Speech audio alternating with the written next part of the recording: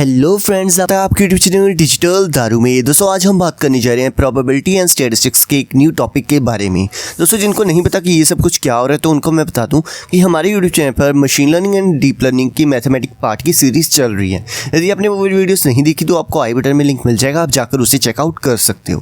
दोस्तों आज हम बात करने जा रहे हैं पेयर प्लॉट के बारे में। सबसे पहले मैं आपको बता देता हूँ कि पेयर प्लॉट हम कहाँ पर या फिर कब यूज़ करते हैं। एक्चुअली जब भी हमारे पास दो से ज़्यादा फीचर्स या फिर डायमेंशंस गिवन हो तब हम उसे ना ही देख सकते हैं, ना ही उसे विजुअलाइज करके उसमें से कोई भी आउटपुट निकाल सकते हैं, ठीक है। या फिर उसमें एक्सप्लोरेटरी डाटा एनालिसिस करना बहुत ज़्यादा मुश्किल होता है, क्योंकि हमें पता है कि हम या तो 2D प्लेन्स को देख सकते हैं या फिर 3D प्लेन्स को देख सकते हैं। जब भी हमारे पास 3D मतलब कि 3 डायमेंशन से ज़्यादा डायमेंशंस होते हैं ना, तब हमें पेयर प्लॉट की हेल्प लेनी पड़ती है ताकि हम उसे विजुअलाइज करके देख सकें, ग्राफिकल फॉर्मेट में देख सकें, ठीक है। इसमें सिंपली हम क्या करते हैं, जो से वो वाले हाई डायमेंशंस है ना, उसे 2 डायमेंशनल प्लेन में कन्वर्ट करके उसमें एक्सप्लोरेटरी डाटा एनालिसिस करते हैं। वो कैसे होता है सब कुछ वो मैं आपको अभी बता देता हूँ, ठीक है। तो सबसे पहले मैं आपको बता देता हूँ पेयर प्लॉट का क्या मतलब है। पेयर, इसमें क्या करते हैं, हमारे पास जितने भी फीचर्स होते हैं ना उनके हम पेयर बना देते हैं। जैसे कि हमारे पास सेपल लेंथ, सेपल विड्थ का मैंने एक पेयर बना दिया, सेपल लेंथ और पेटल विड्थ का एक पेयर बना दिया। इसी तरह मैंने क्या करना है, सारे पेयर्स बना लेने हैं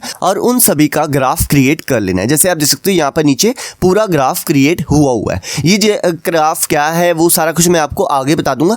अभी के लिए मैं आपको कोड बता देता हूँ कि कोड क्या लिखा हुआ है मैंने, ठीक है। तो मैंने यहाँ पर लिखा है एसएनएस क्या है, हमारी सीबॉर्न लाइब्रेरी, ठीक है। तो मैंने उसे कॉल किया और उसके अंदर था सेट स्टाइल, ठीक है। मैंने उसे कॉल किया और उसके अंदर लिख दिया वाइट ग्रिड। जो आपको यहाँ पर ग्रिड दिख रही है ना, ये यहाँ पर आपको दिख रहा होगा बॉक्सेस टाइप, ठीक है।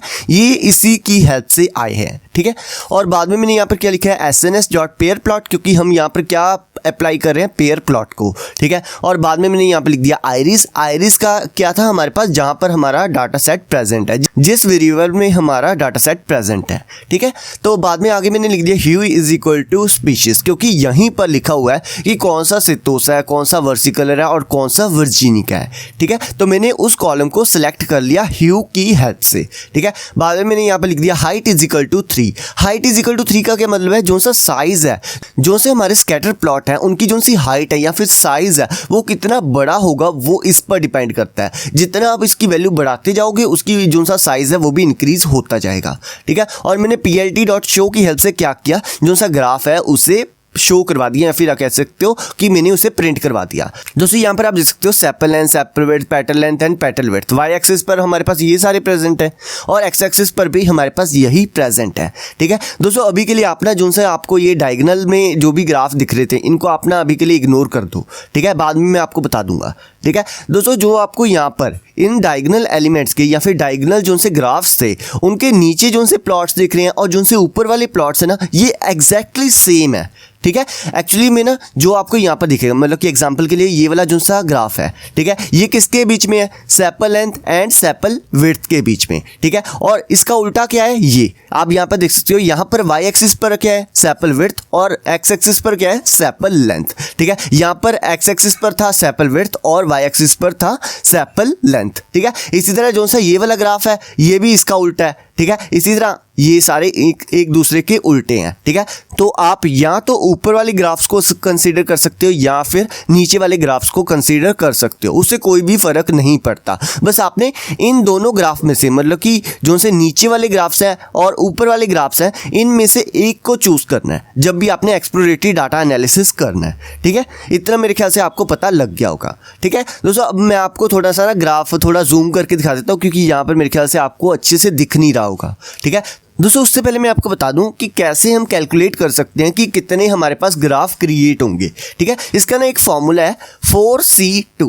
दोस्तों यदि आपने +1 +2 में मैथमेटिक्स की हुई है मेरे ख्याल से फिर तो आप इसे इजीली सॉल्व कर लोगे। यदि आपने +1 +2 में मैथमेटिक्स नहीं की हुई तब भी कोई बात नहीं, मैं आपको अभी बता देता हूँ कि कैसे हम इसे सॉल्व कर सकते हैं, ठीक है। दोस्तों जो आपको यहाँ पर 4 दिख रहा है ये हमें बताता है कि टोटल नंबर ऑफ डायमेंशन या फिर टोटल नंबर ऑफ कॉलम्स कितने हमारे पास प्रेजेंट है, ठीक है। और बाद में जो आपको C के नीचे 2 दिख रहा है ये हमें बताता है कि कितने डायमेंशन में हमने ग्राफ प्लॉट करना है। यहाँ पर हम 2 डायमेंशन में ग्राफ प्लॉट करना चाहते हैं तो मैंने यहाँ पर नीचे लिख दिया 2, ठीक है दोस्तों। अब इसे सॉल्व कैसे करना है वो मैं आपको अभी बता देता हूँ, ठीक है। तो आपने सिंपली क्या करना है, ऊपर लिख देना 4 का फैक्टोरियल, ठीक है। 4 का फैक्टोरियल क्या होता है वो मैं आपको अभी बता देता हूँ, ठीक है। उसके बाद आपने क्या करना है, डिवाइडेड बाय 2 का फैक्टोरियल और उसके बाद 4 - 2, मतलब कि जो हमारे पास ऊपर था, ठीक है, उसे माइनस कर देना है नीचे वाली वैल्यू के साथ, ठीक है। उसके बाद हमारे पास क्या आ गया 4, ठीक है, और नीचे आ जाएगा 2 फैक्टोरियल और ब्रैकेट में क्या आ जाएगा 2 फैक्टोरियल, ठीक है। फैक्टोरियल को सॉल्व करने का तरीका पता क्या होता है कि आपने ना उल्टी काउंटिंग करनी स्टार्ट कर देनी है। जैसे हमें पता है 4 के बाद क्या आता है 3, फिर आता है 2, फिर 1, ठीक है। तो मैंने लिख दिया 4 ×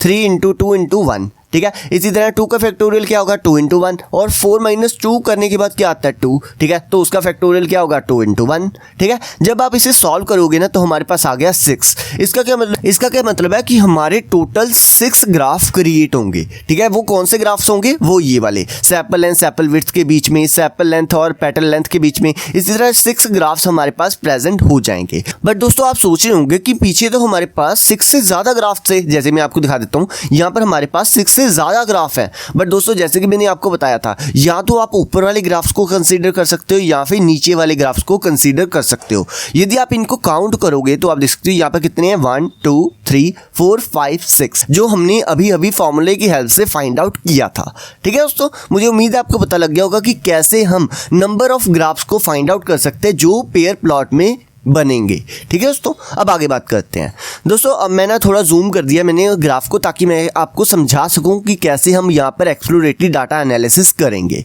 एग्जांपल के लिए सबसे पहले मैंने क्या किया, जो से ग्राफ्स है इसके नीचे वाले तो हम कंसीडर करेंगे नहीं, ठीक है। तो मैंने कौन से ग्राफ को कंसीडर करना है, ये 3 और ये 2, और एक ग्राफ रह गया, वो मैं नेक्स्ट स्लाइड में आपको दिखा दूंगा। दोस्तों अब बात करते हैं सबसे पहले इस ग्राफ के बारे में। दोस्तों आप इस ग्राफ में देख सकते हैं जो सा सेतोसा फ्लावर है उसे हम इजीली सेपरेट कर सकते हैं वर्सिकलर एंड वर्जिनिका में से, ठीक है। बट जो से वर्सिकलर एंड जो सा वर्जिनिका है ये ना एक दूसरे में बहुत ज़्यादा मिक्स है, इनको ना अलग कर पाना बहुत ज़्यादा मुश्किल है। तो मतलब कि हम जो सा ये वाला ग्राफ है इसे तो कंसीडर कर नहीं सकते, ठीक है। तो मैंने इसे छोड़ दिया। दोस्तों इस ग्राफ पे आप देख सकते हैं जो सा सेतोसा है वो बहुत ज़्यादा वेल सेपरेटेड है, और जो सा वर्सिकलर और जो सा वर्जिनिका है वो भी काफ़ी ज़्यादा सेपरेटेड है as compare to previous one, ठीक है। क्योंकि यहाँ पर तो सेपरेट करना बहुत ज़्यादा मुश्किल था, यहाँ पर सेपरेट करना तब भी पॉसिबल है, ठीक है दोस्तों। तो आगे देखते हैं, आगे जो सा ग्राफ है यहाँ पर भी जो से वर्सिकलर और जो सा वर्जिनिका है वो भी आपस में मिक्सअप है, तो इसे भी सेपरेट करना बहुत ज़्यादा मुश्किल है, ठीक है। इस केस में भी ऐसा ही है, हम इसे सेपरेट ज़रूर कर सकते हैं बट ना एक लाइन की हेल्प से या फिर यदि हम एक बॉक्स क्रिएट कर दें उसकी हेल्प से हम ना इसे सेपरेट नहीं कर सकते, तो मैंने इसे भी छोड़ दिया। और जो सा ये वाला ग्राफ है ये भी इसी तरह का है, ठीक है। तो जो सा हमारा लास्ट ग्राफ बचता है उसे देखते हैं, ठीक है, जो हमारा petal length and petal width के बीच में बना हुआ है। दोस्तों आप यहाँ पर देख सकते हो जो सा सेपल लेंथ है और जो सा सेपल विड्थ है वो काफ़ी ज़्यादा सेपरेट है एक दूसरे से, और जो सा सेतोसा है वो तो पहले से ही सेपरेट था, ठीक है दोस्तों। अब यहाँ पर हम क्या कर सकते हैं, यहाँ पर हम बाउंड्रीज क्रिएट कर सकते हैं सेतोसा वर्सिकलर एंड वर्जिनिका के बीच में, ठीक है। वो कैसे करेंगे वो मैं आपको अभी बता देता हूँ। तो एग्जाम्पल के लिए मैंने क्या किया, यहाँ पर X axis and Y axis पर जो से पॉइंट्स हैं उनको लिख दिया, ठीक है। और मैंने यहाँ पर ना कंडीशंस लगा रहा हूँ, इफ एल्स कंडीशन लगा रहा हूँ कि यदि हमारे पास जो सी पेटल विड्थ की वैल्यू 1 से कम होगी या फिर 1 के इक्वल होगी, और जो सी हमारी पेटल लेंथ की वैल्यू 1 से कम और 1 के इक्वल होगी, तब वो क्या होगा हमारा सेतोसा, ठीक है। और आगे मैंने क्या किया कि यदि हमारे पास जो सी पेटल विड्थ की वैल्यू है वो 2 से कम या फिर 2 के इक्वल होगी और पेटल लेंथ की वैल्यू 3 से कम और 3 से इक्वल होगी, तो वो हमारा क्या होगा वर्सिकलर, ठीक है। और जो भी बाकी बचेगा वो हमारा क्या होगा वर्जिनिका। दोस्तों आप देख सकते हो इसकी हेल्प से मैंने क्या किया, सिंपली इफ एल्स की कंडीशन से सेतोसा वर्सिकलर एंड वर्जिनिका को अलग अलग कर दिया। अभी तक मैंने कोई भी मशीन लर्निंग मॉडल को अप्लाई नहीं किया, मैंने बस एक्सप्लोरेटरी डाटा एनालिसिस किया है और मुझे पता लग गया कि कैसे हम इसे सेपरेट कर सकते हैं, ठीक है दोस्तों। मुझे उम्मीद है आपको पता लग गया होगा कि कैसे हम पेयर प्लॉट को कैसे हम रीड करते हैं और कैसे हम उसमें से यूजफुल इंफॉर्मेशन को एक्सट्रैक्ट कर सकते हैं, ठीक है। अब दोस्तों बात करते हैं लिमिटेशन ऑफ पेयर प्लॉट की, क्योंकि अभी तक तो हमने काफ़ी सारे फायदे देख लिए कि पेयर प्लॉट के क्या क्या फ़ायदे हैं। अब ना इसके थोड़े से ना हम लिमिटेशंस देख लेते हैं कि इसकी लिमिटेशन क्या है। एक्चुअली दोस्तों जो सी ना पेयर प्लॉट है ये 4D प्लेन, 5D प्लेन और जो से 6D प्लेन है इसमें बहुत ज़्यादा अच्छे से वर्क करता है। वैसे तो हम जो से बड़े जो से जैसे 11D है, 12D है, इन पर भी इसे पेयर प्लॉट को अप्लाई कर सकते हैं। बट प्रॉब्लम पता क्या है कि जब आप इसे सॉल्व करोगे ना, जैसे मैंने यहाँ पर 6 फीचर्स के लिए यहाँ पर अप्लाई किया है, तो यहाँ पर हमारे टोटल 15 ग्राफ्स क्रिएट हो जाएंगे। और जैसे जैसे आप ना डायमेंशन को इंक्रीज करते जाओगे, जो आप नंबर ऑफ ग्राफ्स हैं वो भी इंक्रीज होते जाएंगे और उन सभी को एक एक करके चेक करना बहुत ज़्यादा मुश्किल हो जाएगा। तब हम ना जो सा हमारा पेयर प्लॉट है वो फेल हो जाता है। ठीक है, तो उस जगह पर हम क्या यूज़ करेंगे वो मैं आपको नेक्स्ट वीडियो में बता दूंगा। ठीक है, तो दोस्तों मुझे उम्मीद आपको पता लग गया होगा कि पेयर प्लॉट क्या होता है, इसे हम कैसे यूज़ करते हैं मशीन लर्निंग में या फिर एक्सप्लोरेटरी डाटा एनालिसिस में। ठीक है, इसके क्या एडवांटेजेस हैं और क्या इसके डिसएडवांटेजेस हैं या फिर लिमिटेशंस हैं। और दोस्तों जो सी वीडियो थोड़ी सी लंबी होगी तो मैं सोच रहा हूँ कि आज के लिए बस इतना ही रहने देते हैं, ताकि आप ना जो सा ये वाला पार्ट है इसे अच्छे से समझ सको। ठीक है, यदि आपको कोई भी डाउट है तो आप मुझे कमेंट करके बता सकते हो, मैं आपके लिए एक न्यू वीडियो बना दूंगा। दोस्तों यदि आपको ये वाली वीडियो अच्छी लगी तो इसे लाइक एंड शेयर करना ना भूलिए। यदि चैनल पर नए हो तो सब्सक्राइब जरूर से जरूर कर लेना, ताकि आपको मेरे आने वाली वीडियोस के बारे में सबसे पहले पता लग जाए। सो आज के लिए बस इतना ही, अगली बार मिलते हैं एक न्यू टॉपिक के साथ। Till then good bye.